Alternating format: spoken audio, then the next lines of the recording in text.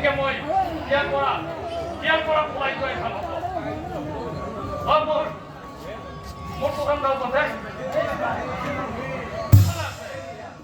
সেইখিনি কেনেকে বন্ধ হয় সবাই ভালে আছে চলিকেইটা ভালে আছে কোৱা আগত ধুনীয়া বৰ ধুনীয়া দেখা আছে অকণমান বাস্তৱ দিছে নাই অকণমান বাস্তৱ দিয়ে যাব নোৱাৰো এইখিনি কথা আছে এইফালে যদি যাব নোৱাৰি মই কোনফালে যাম আহিবই